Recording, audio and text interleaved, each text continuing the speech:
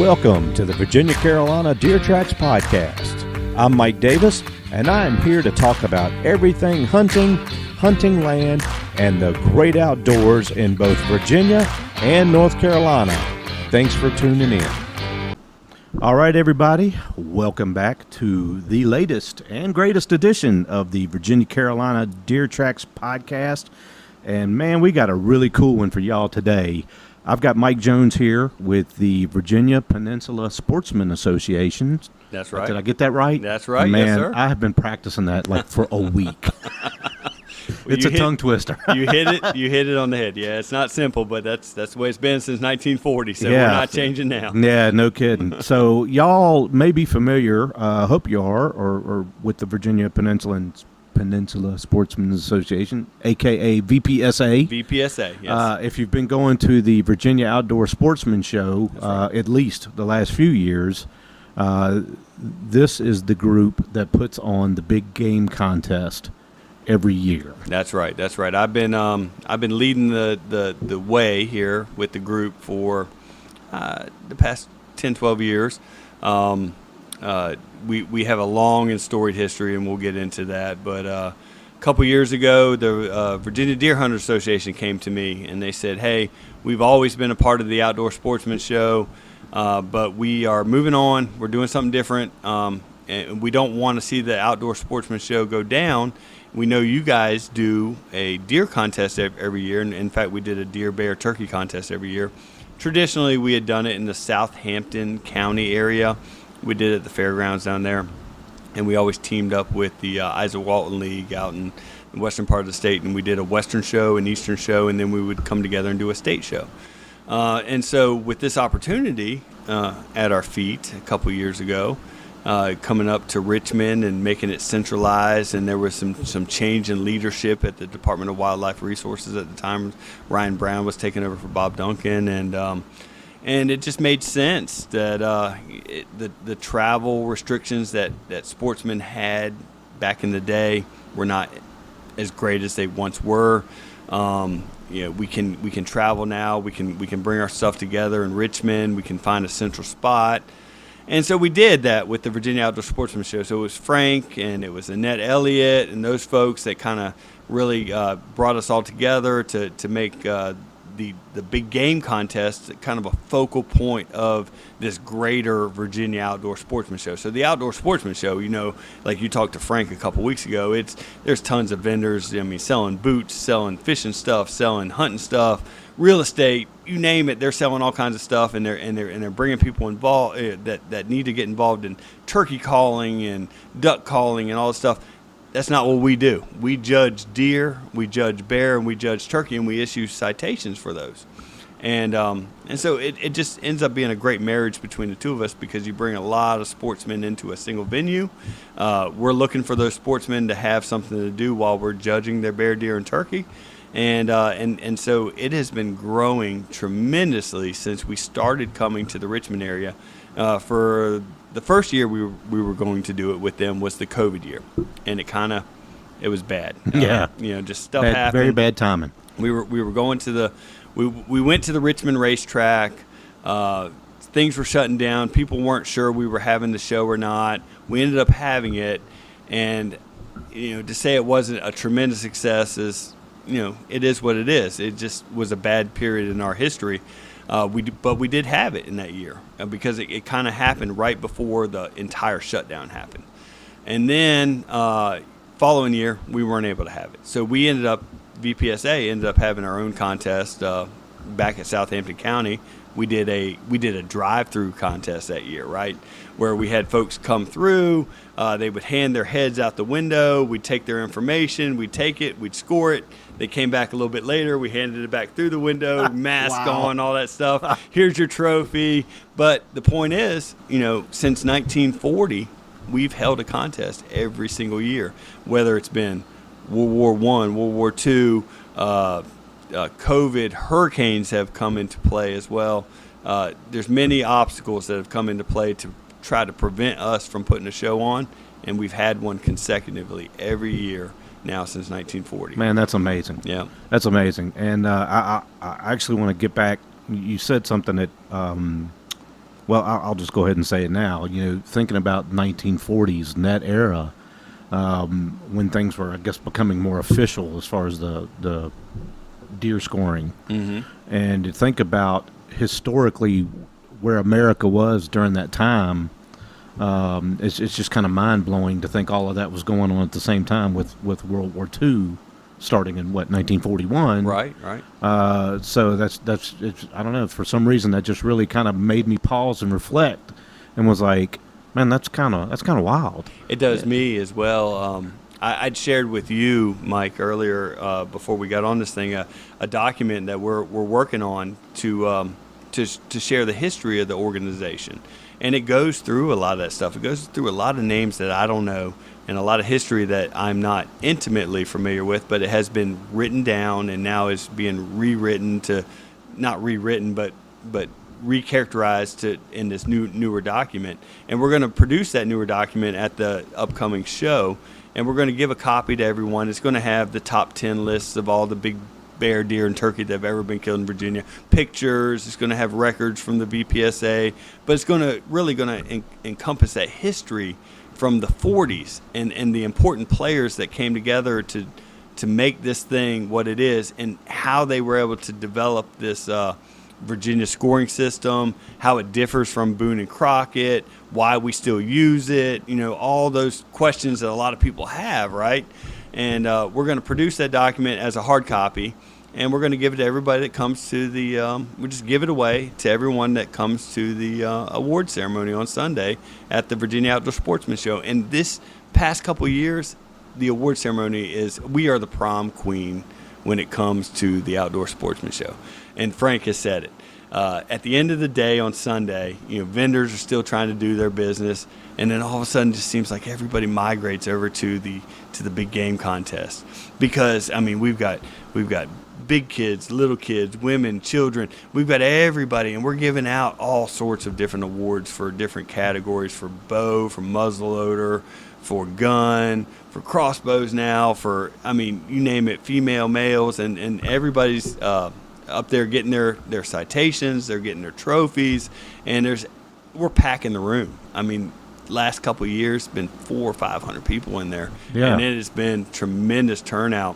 A lot of fun, a lot of excitement.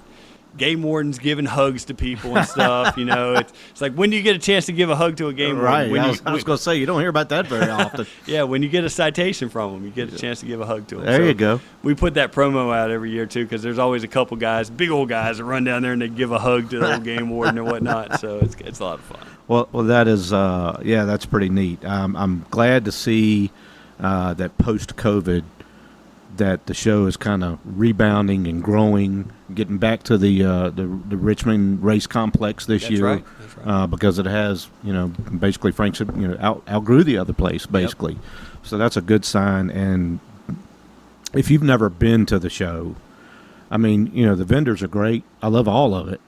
But going to the walls and the little rows where all the deer heads and turkeys and bear are, and just kind of stopping and not only admiring the animals, but you see what county they were taken in and what category they fall in, and you could almost have your own show just with that, because I swear there's just not enough time to really go in there and admire all of them the way they need to be admired. Well, we did for years before we were partners with Outdoor Sportsman Show. We had our own show just based on the deer heads that came in, and we would get on average 250 or so. But now that we're going to the Richmond area, we're averaging 400 coming in there. That's great. And so my goal, and everybody listening, bring your deer head, get it scored, put it on my wall. I'd love to tell Annette Elliott in the Virginia Outdoor Sportsman Show, I need 300 more square feet. I need 500 more square feet because I don't have enough space. But we have been growing.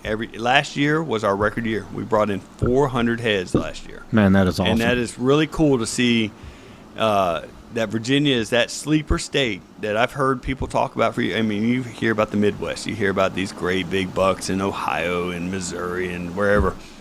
We got a few here, too. Man, y'all have heard me say that a time or 12 on this podcast, I think. Yeah, we got a few here, and they come to these contests. And Well- they, yeah, and to meet these individuals and hear their stories, and a lot of times nowadays they've got video or they've got pictures. Oh, yeah. And people are doing interviews with them. There's just a buzz and an excitement about it all the way around it, and it's a long 3-day weekend. We get to hang out with them, we get to hear them, we get to learn about them, and we get to know them. I can tell you the past, 10 or 12 state champions, the guys that have won the big contest, I'm still friends with them on Facebook. I still text with them, and it's not the same guys year after year. It's always somebody new that comes in that kills that whopper that's going to be that buck for that year. That's one of the coolest things I like about all of this, whether it's the podcast or selling hunting properties or going to these outdoor shows. It's, really the connections that you come away with. Oh, yeah. The people that you meet and just, like you said, you just still texting them and chatting with them later. Yeah. And, it's just that camaraderie of all these folks coming together that, we're all passionate about the same thing.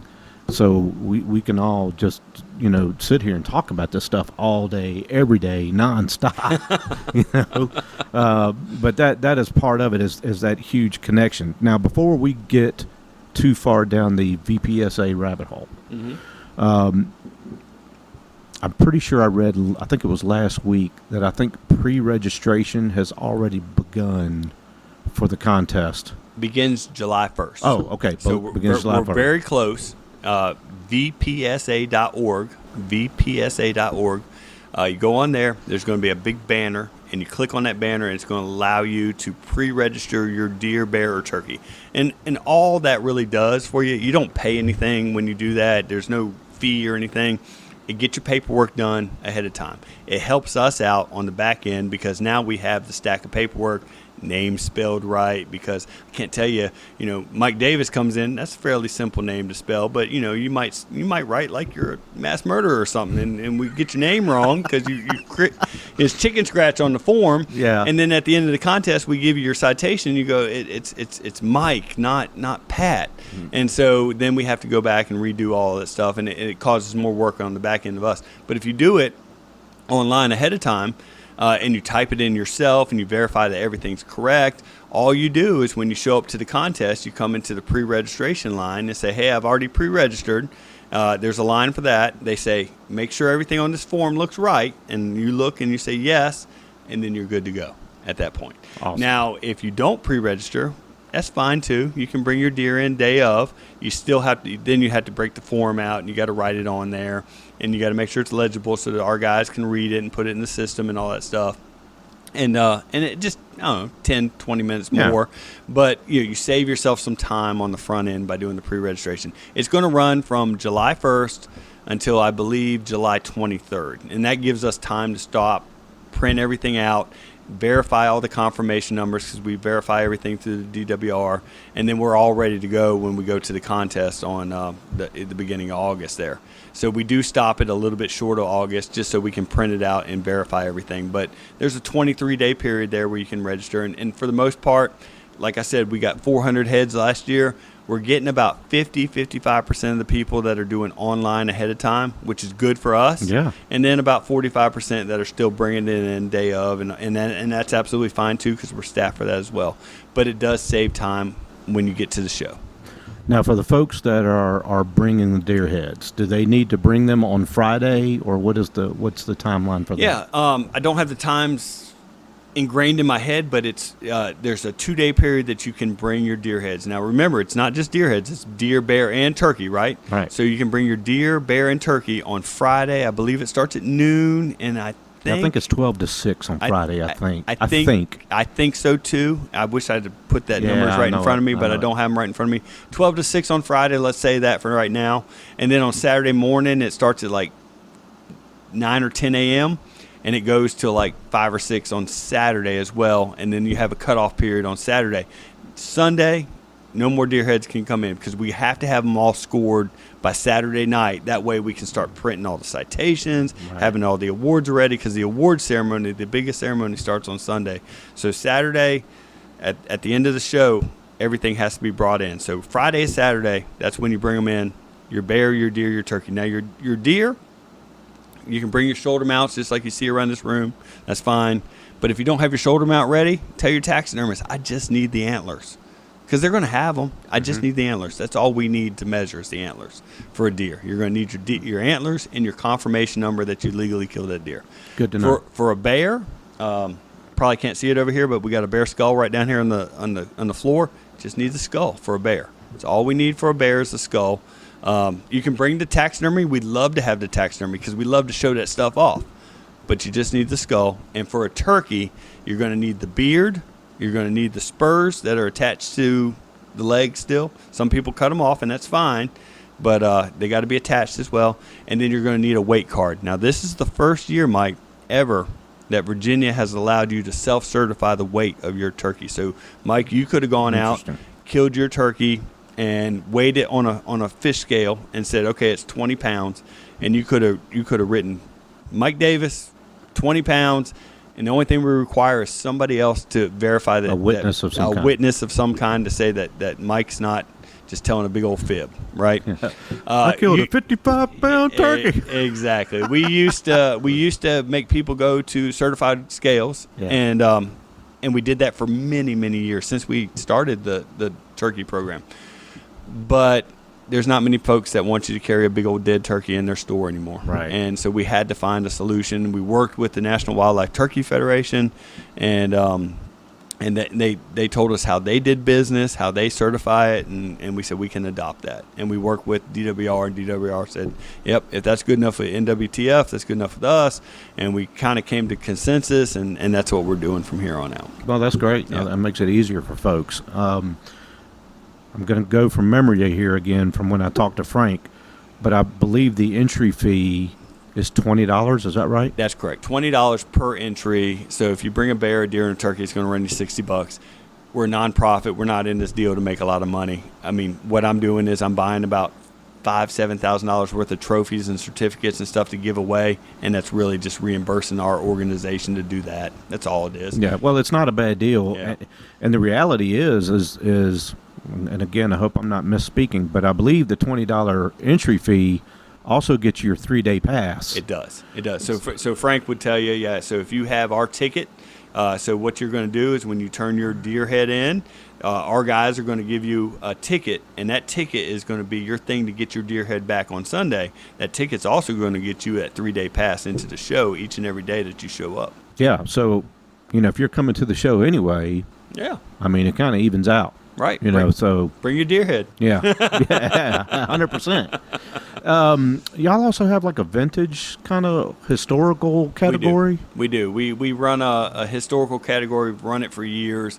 Folks have not known about the contest before. They just want to know what it scored. What did Grandpa's buck score? Sure. Or maybe sometimes they find an old deadhead and they go, I wonder what that scores. That's a because good point. we've had some of those too. We don't require any type of confirmation that deer was killed legally, meaning that it could be a deer from 1960, it could be a deer from 1970.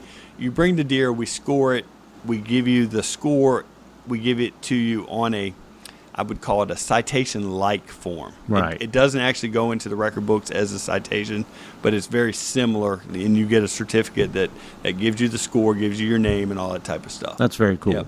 That's very cool. Yep.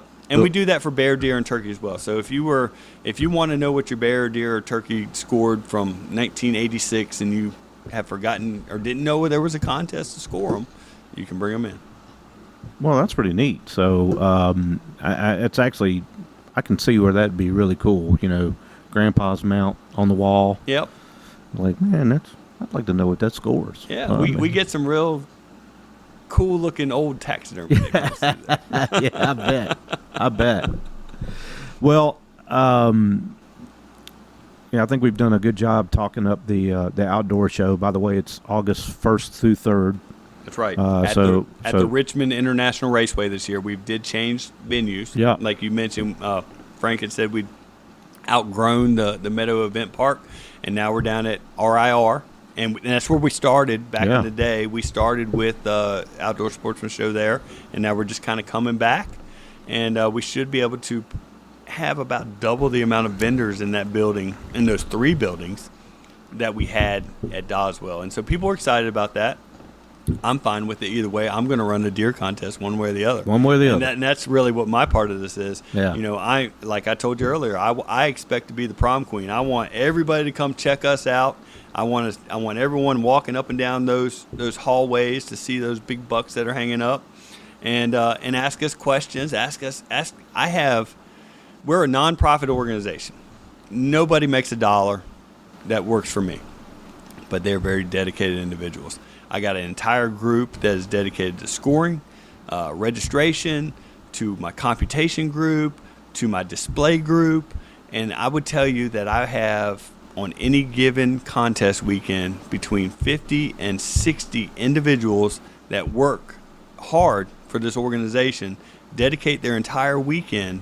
And the shirt I'm wearing, they're all going to be wearing uniforms just like this, so you'll be able to pick them out. Stop them, ask them questions, chat with them, but they're there of their own time. They just enjoy what we do, and it takes that many people to put a quality, good contest on. Wow, I had no idea it was that many people. Oh yeah, and I mean, so our organization is, and anybody can join the VPSA, and we can train you to do the things that we do, and we have between 300 and 400 people that are part of the VPSA. But I would say there's a real dedicated core of 50 to 60 folks that show up and do the work on contest weekend. Well, cool. Well, let's just go ahead and jump right into the VPSA stuff a little bit. Yeah. Kind of rolled into it. I will call a timeout because I did a poor job of recognizing the place that we're at before we even got started.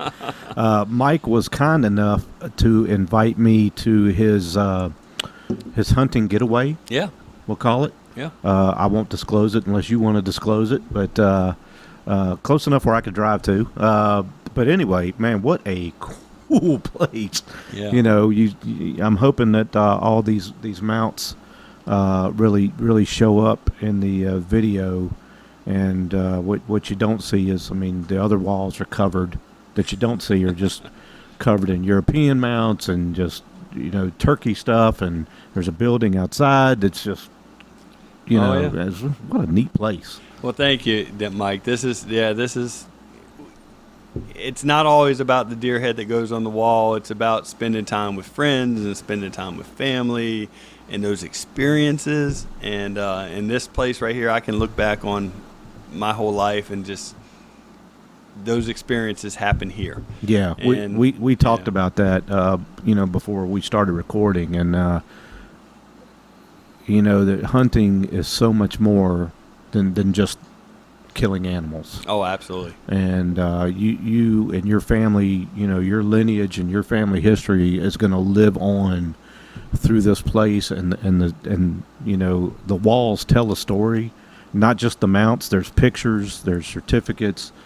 There's a historical scoreboard from all the years they've been coming here. Yeah. They keep a journal of different experiences of guests coming to the camp. I'm going off on a tangent here, but I just want everybody to understand, if they can, not only how cool this place is, but you can just kind of feel the history.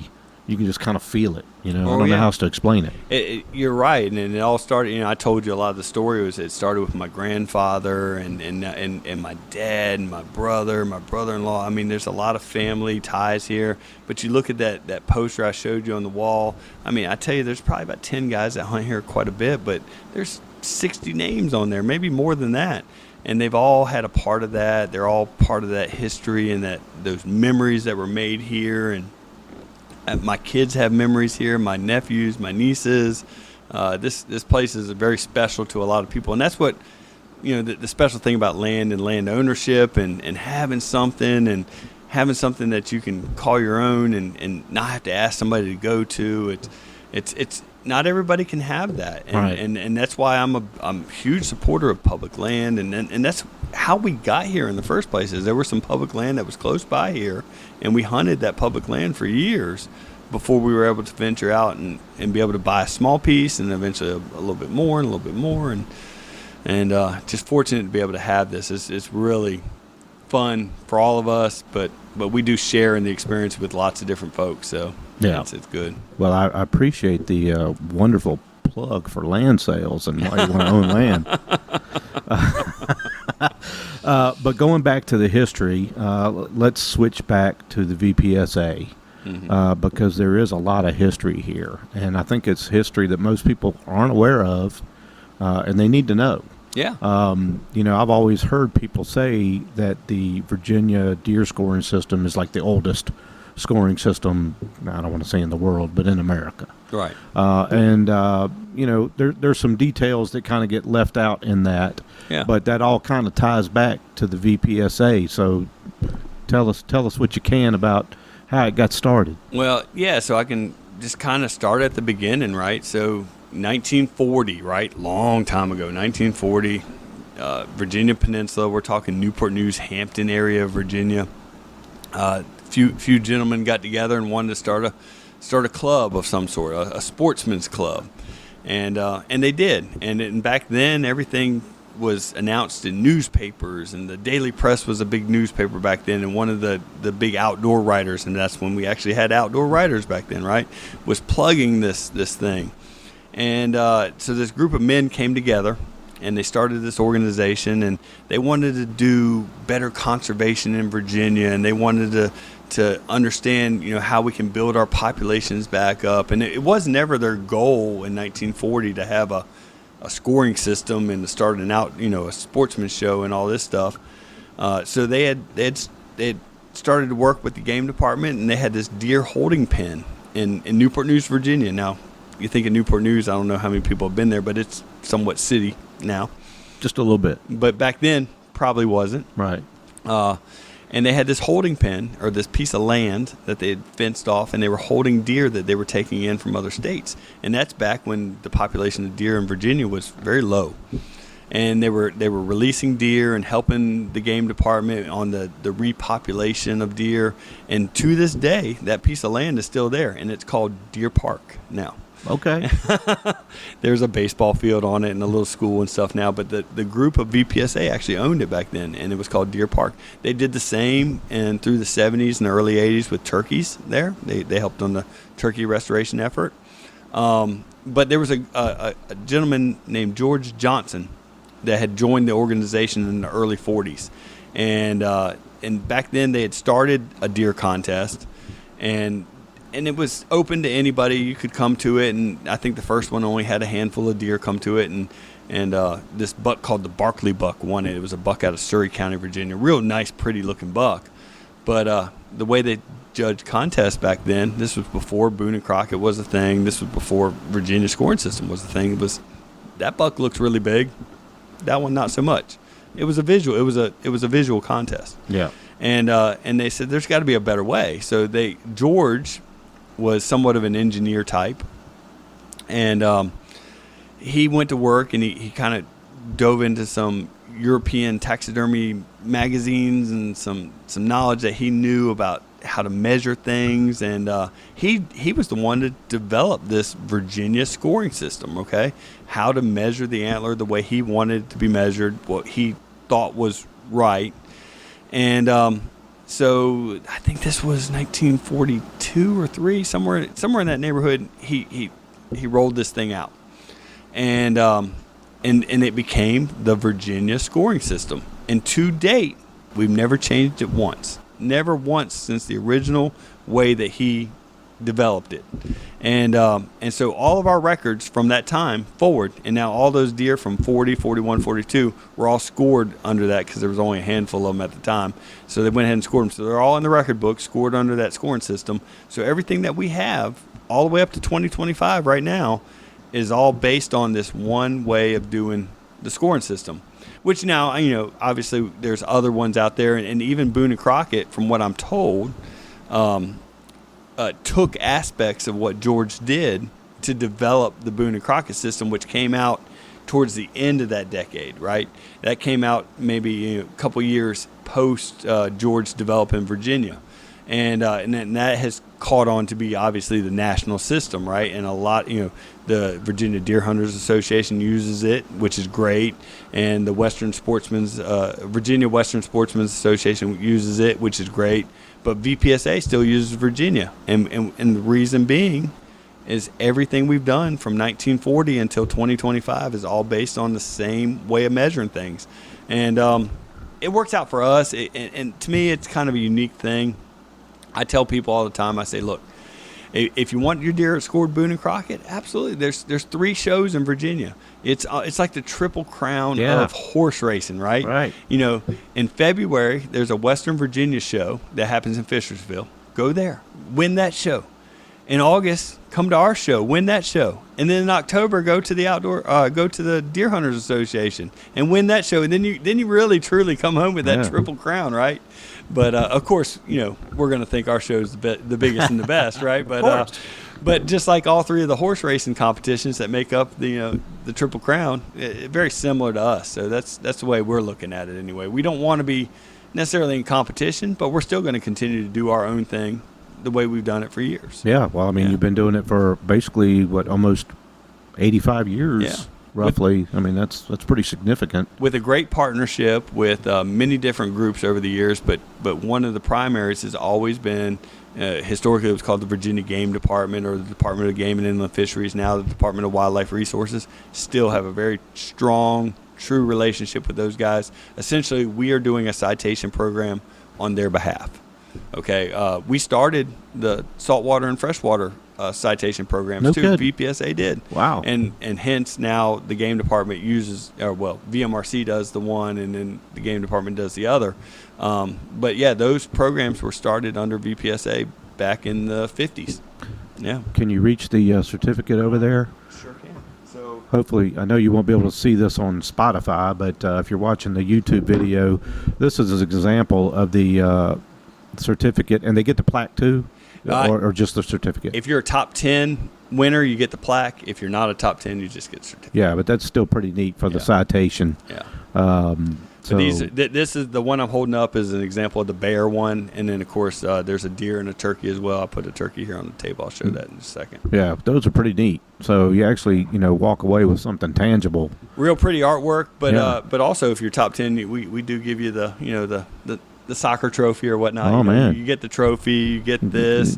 We keys to the Corvette and the secret handshake. You get all the stuff if you're top 10. We give if you come there with a bear, deer, and a turkey harvested in the same season, we have the Virginia Grand Slam Award that we would award you. Now, do they all have to be citation animals or just in order to win that award, they just have to be animals entered into our contest. So you could come with a spike, a Jake, and a baby bear, and you could come away with the Virginia Grand Slam because the criteria is simply entering three of those animals. Now, to win one of those citations, those are the citations I was showing you. You got to meet that minimum score. The minimum score for a deer is 140 in Virginia. For a turkey is 50, and for a bear is 20, and that's under Virginia scoring system. That would be a citation animal. If you don't earn a citation, we still give you a certificate. It's just not as pretty as the citation. Sure, I understand. Yeah. Now, if someone's interested in how turkeys and bear and how the Virginia scoring system works, does your website go into detail on how the measurements are done, kind of thing? We do, and we have a YouTube channel as well that has a couple videos on how our guys score deer, how they score bear, how they score turkey. Awesome. So there's a couple videos on there. Check them out. There's the verbiage is on the website as well. Same website that you would go to pre-register. Same website you would go to and look at historical folks that have won this contest in the past, or where the rankings are, all that type of stuff. And then a couple other plugs while we're talking website. We give out a scholarship every year as well. We're always trying to look. I mean, youth is a big thing for our organization, and it really came from our previous president. The guy was Ken Picken, and Ken was the longest serving president of the VPSA ever. Ken was the president, I believe, for 22, 25 years. I mean, long time. That is long. And Ken was president when I joined. You know, when I joined the organization, I had killed a big buck. I thought this was pretty cool. Somebody told me about bringing it to a game contest, so I brought it. Somebody talked to me about joining the group, so I joined. I got this letter in the mail that says, hey, come to our annual meeting. It wasn't that far from me, so I drove over to the annual meeting. And that night, they're having, elections for the board of directors. And I expected the rooms to be just filled with hundreds of deer hunters, right? Right. And there was like 20, 25 people there. And I said, okay, well, if you want me to run, I'll run. And the first meeting I ever went to, I was on the board of directors. So here I am all these years later. That was 2000, and here it is 2025, and now I'm the president of the organization. Ken was the longest serving president. I had become vice president at one point. And Ken suddenly, and it was unexpectedly, passed away. Oh, man. And it was unfortunate. So we were all kind of scrambling. What are we going to do? Ken has been the backbone of this group for a long time. And so we stepped up and we decided we're going to keep trudging forward. We're not going to stop this history at this point. And we've done great things. I mean, Ken did great things with the youth, like I was talking about. He was really big into bringing youth hunters on board, making sure that young people had a voice in the outdoor community. And so one of the first things we did was we started a new trophy called the Ken Picken Award, and we give that to the highest scoring deer that comes in from the state for anybody that's 16 and under. So if you're a youth and you kill a giant buck, it might not be the state champion buck, but now you earn the youth state championship. We never had one of those before. Nice. So the past couple of years, Ken's granddaughter has stood on stage with me and passed that award out the past couple of years, which has been beautiful. Nice. And his son still comes all the time and supports us as well. We've now made our organization statewide. So before we were just a regional organization. Now anybody in Virginia can join the group. We've moved the contest to Richmond. We started that scholarship foundation for young people that are going on to study biology or environmental science or want to be a game warden one day. Anybody wants to do something outdoorsy. The criteria is on our website.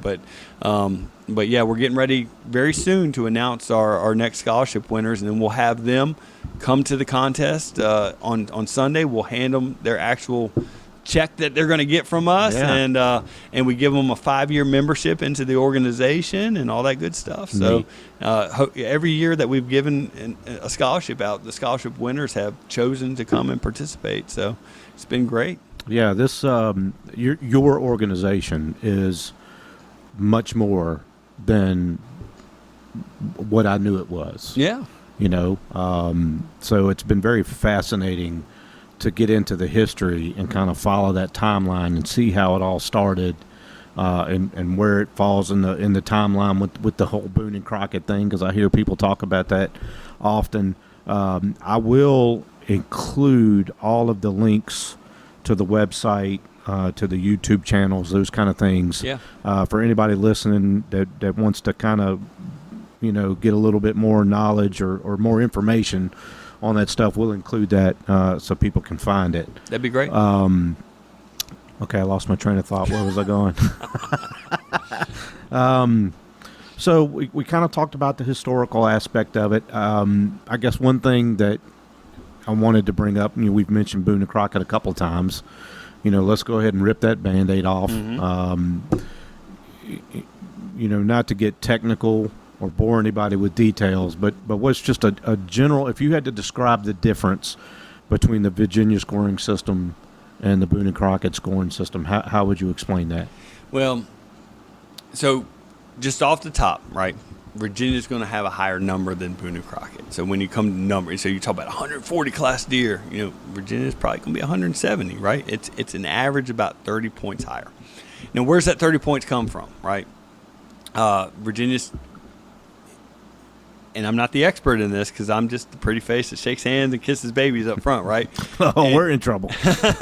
But we got we've got a whole group that train themselves and train, based on that George Johnson scoring system, right? And so they're counting every single inch that we have. I mean, there's very little deductions in the Virginia scoring system. The perfect deer in Virginia is going to be one of those bucks that comes around and literally touches right here. And so your deduction is going to be minimal to nothing. I look over my right shoulder and I point to you. See that buck right there in the center? See how close it comes together right there? That would be a really good scoring buck in Virginia because of that. Because George being the guy that developed it, he saw the perfect deer coming around and wrapping. Now those deer that come out and they have those big, massive bucks that come like this, a lot of gap in here. In Virginia, that's going to be more of a problematic deer. Not so much as in a Boone and Crockett deer. But you see another deer over my right shoulder here has all those little kickers and stuff on it. Yeah. That's going to be good for a Virginia deer because it's going to count every inch. It's going to add all of that up. Yeah, it's going to add all of that up, and it's going to shoot that score up a little bit higher. Yeah, it's very go ahead. I was going to say, now, right, wrong, or indifferent, the way the boys saw it back in 1943 when they came up with this thing was that's better. That's better than visually looking at it. Now you go to the Boone and Crockett system that has become the nationally known system. It's a good system. It's a great system, honestly. The only problem that we have with it is we didn't base everything off of it back before it was around. Right. And that's literally our only problem with it. If we'd have done that, we'd probably be using that system right now. But we're not. And we're staying the same. So, and we're living with it and we're owning it. That's all right. That's all right. Nothing wrong with that. You did it first anyway. Based on what I'm reading. But, I think, and I'm, again, I don't want to go off on a tangent here, but just the notion of deductible, it's such a wild concept. Who arbitrarily said, well, this is, the main beam touching is more of an ideal specimen than one coming out like this, or one having kickers, you should deduct for that versus not deduct. It's such a wild concept to me. It is. But, that may be a conversation for, you could probably do your own podcast on that. And to see some of these racks where it's like you got to judge where the main beam is versus a random prong beam and all that, because I've been looking at these things, for years with the scores, and we're sitting in there and going, okay, I've got the 4 experts in Virginia right now looking at this thing, and we're debating, and then we finally make a decision, right? Because some of these things they just don't come to the eyeball naturally. And I can tell you on any given Saturday night, a day of contest, if we have a tie, because I've got 25 guys scoring deer, and 25 guys are going to score deer the way their tape measure scores deer. Well, the human element is going to come into play. And that happens at Boone and Crockett anywhere. Sure. And so the numbers, they don't know what the score is. They literally write numbers on a piece of paper, and they put them into a computer system. And then the computer system pushes out the score at the end. And the computation guys get them all, and they rack and stack them. And if there's a tie, they go, or actually, honestly, if there's anything that's within 3 points, they tell our scores, I want you to go back and I want you to rescore them because I want to make sure that they are right. Yes. And so we go back and we rescore everything. Sometimes we're there till 2, 3 in the morning on a Saturday night, rescoring deer to make sure, and we get another guy to come in and score it, not the guy that originally scored it. To get a second opinion, make sure the tape measure was, was it late in the day, was he not reading it right, whatever the case may be. So we rescore everything that is within 3 points at the end of the day, and then it all kind of washes out by the end. So make sure there's no mistakes, when these awards are read off on Sunday. But that happens every year. Some years it's easy, there's none of them are close and we can move on. But most of the time we buckle up and we know Saturday night's going to be late. Man, well, I can't speak for everybody, but I certainly appreciate the time and effort that y'all are putting in to get it right when it's that close. Oh, yeah. A lot of, I can think of a lot of examples in the world, not necessarily deer related, where that doesn't happen. They just kind of shrug their shoulders and be, it is what it is, and they just roll on with it. So, thank you for that. I appreciate y'all putting in the effort for that. Yeah. That something that I can't take credit for. This group has been doing that methodology, if you will, since way before I became part of it. Gotcha. And when I became part, and I'm like, what do you mean we're probably going to be here till 3 a.m? and the guys in the computation room, the computer room, they're like, we're not leaving here until all these numbers are right. Man. And so that's something that I had to impress upon Frank and Annette too, because I'm like, Frank, I need your facility until we're done. Yeah, until we're done. And it might be when you're rolling in the next morning. Right. And he's like, what? And I'm like, yeah, we're not going to be done. And just because you're leaving at 5 or 6 o'clock, and they're locking the doors, we're still there working. And we're going to get all those numbers exactly right. And now the names, we want all those to be right too. But, if you write your name on your score sheet like you're a axe murderer, then you might get the... because that's what happens. What are you saying about people with bad handwriting? Saying clean your handwriting up, people.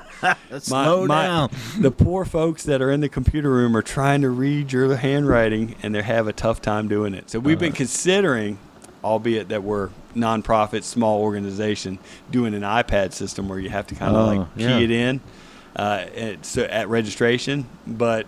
It takes resources to do that, and we're still the pen and paper. That's all right. Well, I think the pre-registration helps us. It's going to help. It does help streamline a lot of that. It does. I think that's a great idea, and as we tied in with the outdoor show, when that goes live, we'll kind of help get the word out on that too. Help share that on all the social media things. One thing I wanted to ask you.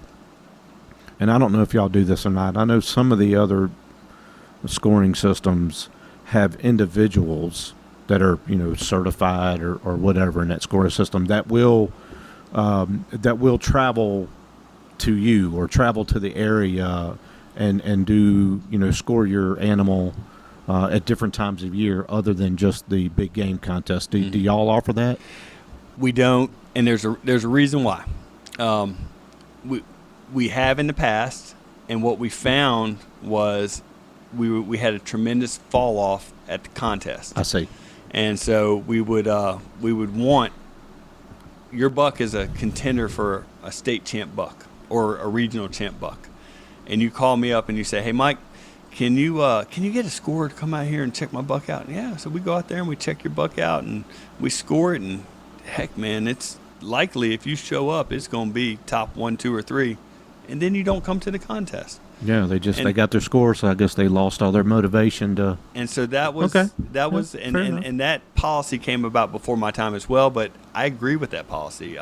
We want to see, and you want to see, Mike, when you come to the Virginia Outdoor Sportsman Show, 100%. You want to see the biggest bucks in Virginia on those walls. I want to see them.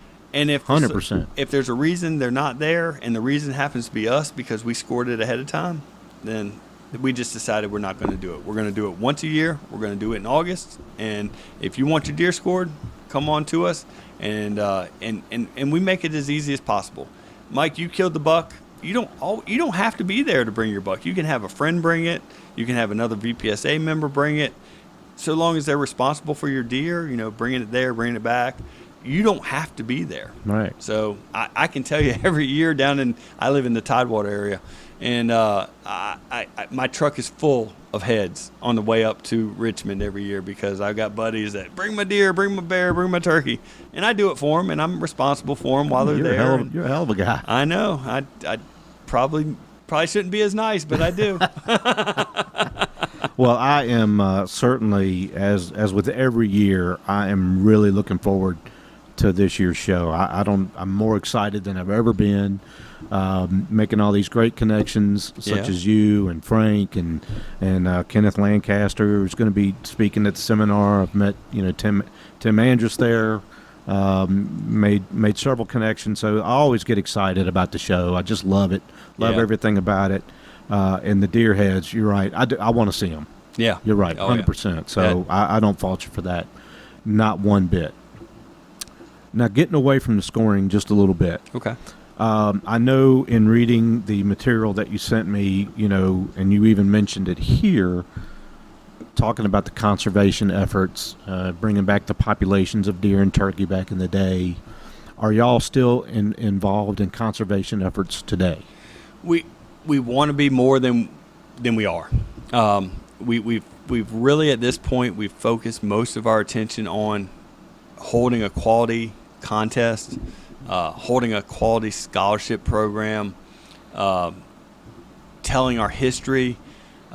Currently, we're not as involved in conservation efforts that we once were with previous membership.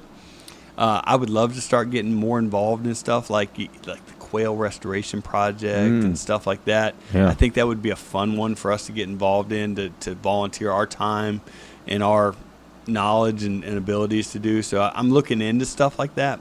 But we don't have our toes in a lot of conservation efforts right now from a VPSA side of the house.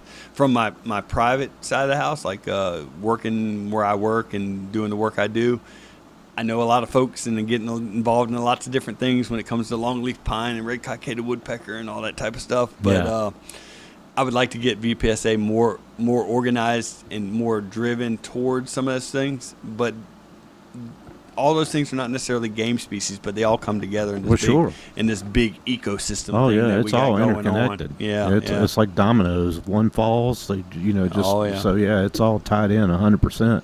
Yeah. So how can I know you mentioned it was statewide now. Yeah. So how can folks get involved? Oh, absolutely. So the biggest thing that we do, really the biggest hands-on thing that we do, is the contest each year. It's going to be in Richmond. Membership is a good thing. So if Mike Davis is a member, you can bring 3 trophies to our contest each year, and we don't charge you that $20 fee. So you get 3 free because you're a VPSA person, right? Membership is only $20 per year, and that just really kind of helps to go towards us keeping our general operating budget each and every year moving forward. We stay involved with the state legislature in terms of what's going on with outdoor laws and outdoor regs and things like that. So we try to keep our members up to date with that. We try to get our members organized to promote one side or another. We do the scholarship thing where we're promoting young folks. How you can get involved is come to the contest. Help us out. Set up, break down, mingle with our folks. Get trained to be a scorer. Get trained to be in registration. Get trained, because our folks will all train you on all that stuff. We're not going to put you out there cold and say, hey, have at it. Here's a tape measure. Figure it out. Exactly. But we'll train you. You'll be smart in it. We'd love to get you involved. Go to our website and sign up. That's how we're going to get your name. That's how we're going to get your contact information. You'll be able to leave us a message there and say, hey, I want to be involved in your organization. I want to learn how to score. And we'll get back to you. And we'll get back to you and say, not a problem. We'll have a seminar. We'll have somebody come to you. We'll have you taught on site, whatever the demand signal may be. So that's kind of it. I mean, you heard my story. Yeah. I signed up at a contest and I showed up to a meeting one time and they handed you here keys. I am. Here you go, kid. Take over. No, I love what you're doing. Not only with the contest, but with the emphasis on the youth, with the scholarships, and the youth contest for the Ken Pickin award. I want to make sure I got that name right. So, I think we can all agree that the youth is our future, and I mean it's kind of an obvious thing to say. And I think everyone understands it, but I don't think everyone understands how to do it, or why that they just think it just does itself. But I think putting the emphasis the way you have in those areas is going to be very beneficial for the long-term health of this thing. When I say this thing, whatever, hunting, outdoors, fishing, all of it, for it to survive and thrive for the next 85 years. Well, if there's not, the weird thing about hunting is, and this is getting into a lot of the stuff that you've talked to, I'm sure, with many other people and podcasts that I listen to, is as hunters, we all want our own space. We want, I got my land here, I want my stand, and I don't want anybody by me. That's great. But when the license sales start going down and the youth are not participating anymore, and the old men are unable to participate anymore. Right. And we start seeing that revenue die off, and then we have one game warden per county. Now we have one game warden per 3 counties. Right. Or 4 counties. And then the game department's unable to invest in the public lands for people. and then the train just keeps going off the tracks further and further, and then we see this thing that we call the outdoor sports just falling apart. Because as you and I know, we're talking, the people that are listening to this, they're in that very small category of supporting hunting. Small category. Yeah. Because you look outside of that category, and those people are either don't care or they're antis. And if we change the don't cares to antis, then we're even smaller. And so we've got to, the retention, recruitment efforts, the R3 efforts that the states are doing. Some people can talk, whatever it is about them, but there is validity behind. You got to keep the numbers there. You got to promote the youth to get back into this thing, or this thing is going to fall apart. Yeah, well, it's all just as interconnected as the environmental habitat quail stuff that we just referenced. Yeah. Getting involved with the quail stuff may not seem like it has a direct impact on deer hunting, but it does. But it does. That habitat. Because it is all interconnected, and it's a chain. Well, it's the same thing with the outdoors. It's all interconnected. Yeah. Just like you were saying. So if one domino falls, two more are ready to fall right behind it. And it's a fragile thing if you look at it and you think about it from take a 10 steps back and you go, man, this thing's kind of pretty fragile. And then that goes into regulations, and should we start archery season sooner, or is black powder season, a bad thing when it happens, or are the houndsmen too early or too late, or what? You can have all those debates within the community.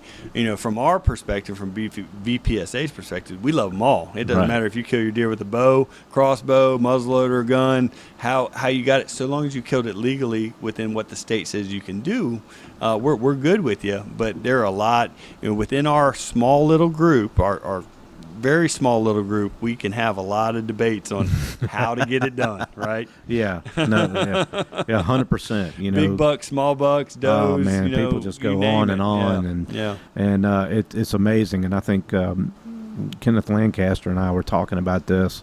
The amount of just kind of how we kind of turn on each other. Yeah. And there's a lot of maybe hatred's a strong word, but a lot of animosity towards other groups within the hunting community. We're all one big tribe, and there's little tribes within the big tribe, but all the little tribes are, man, I know it was a really dumb analogy, but the infighting, we don't need any of that. We need to find a way to all kind of paddle this boat in the same direction. Well, we're all passionate, for sure, about what we do and the method that we use, and so we just have to be able to hear each other out and come to an understanding with those. I've seen a lot of you've seen a lot of changes over the years. I've seen a lot of changes. The county I grew up in was shotgun only, dog county, right? And now we're using rifles and hunting out of tree stands. Yep, that's a very fluid thing. Yeah. Awesome.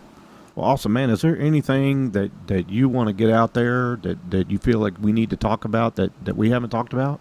Well, no, I really appreciate the time that you've given me, the platform that, to talk about the Virginia Peninsula Sportsman Association, VPSA. I want folks that are listening to this to consider, joining our group. We've been around a long time. We're not a large group, but we do important work for the state. We are connected well with the state. And so go to VPSA.org. You can sign up there to become a member. Like I said, put your comments in there. Tell me what you want to do. It comes to a small group of us. We're able to farm that stuff out and get you hooked up in the right spot. If you have a kid that's getting ready to graduate from high school, maybe not this year because we've already gone through the scholarship season, but next year, consider applying for our scholarship. And if you're out there and you're just a wealthy deer hunter and you want to donate to our scholarship fund, we would take that as well, because we're always looking to build that scholarship fund. I'd love to give out huge scholarships every year, but it's dependent upon our scholarship fund that we raise money each year. So, well, I think it's neat that you do it. So hopefully getting the word out will somehow help increase the donations there and get people interested in that. So again, Mike, thank you so much for not only your time, but for inviting me out here to this special place. Yeah, I appreciate you because coming. This is really, really neat, man. I've really enjoyed it. I enjoyed all the stories that you shared with me before we even got started. It was neat to kind of get to know you a little bit and a little bit about you. And man, I'm looking so forward to the outdoor show this year. And please, folks, man, y'all got to come to this thing. Come out there and check out all the deer, bear, and turkey heads on display. Like Mike said, they'll be wearing their shirts. Yep, these camo shirts with these orange tags that we've got on. Yeah, you can't man, miss us. These are very interesting folks, and they're all passionate about the same things that we're passionate about, and they love talking to people. Yep. You know, Mike has been extremely gracious and hospitable to me today, and ever since we've actually started chatting. So I look forward to continued conversations. And I look forward to seeing you at the show for sure. Yes, sir. Well, thank you very much. All right, everybody. We'll see you next time.